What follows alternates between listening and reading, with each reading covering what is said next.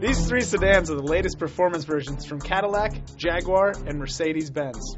They may be luxurious and handsome, but the real reason we brought them to Bavaria was to find out just how sporty they really are.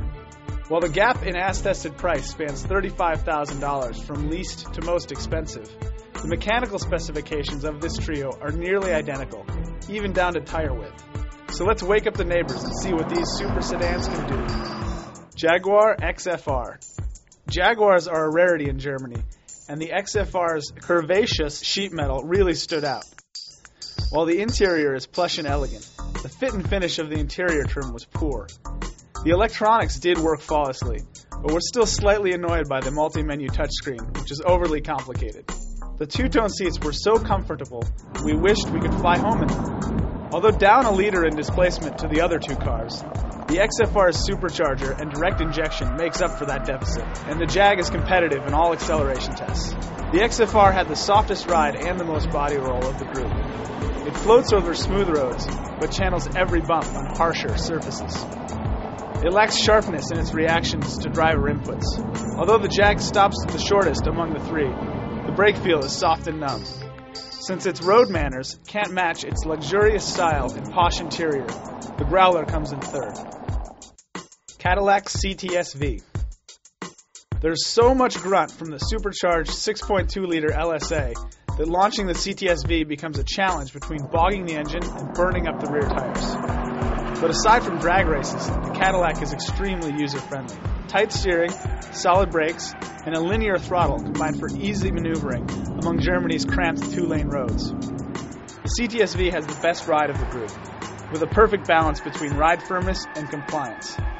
It feels planted to the Autobahn, whereas the XFR and E63 exhibit high-speed skittishness.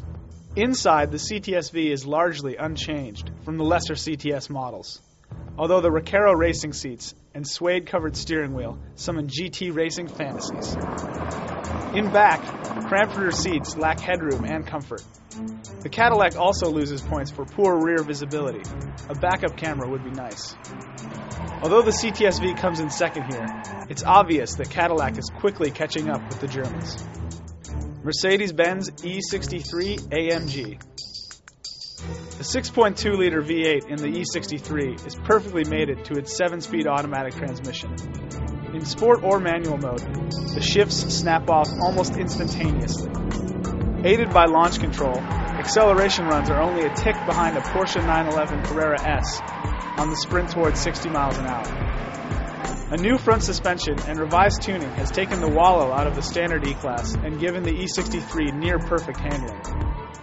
It runs fine on Germany's ultra-smooth roads, but the E63 can be jarring on rougher surfaces. Switching to comfort mode took some of the pain away.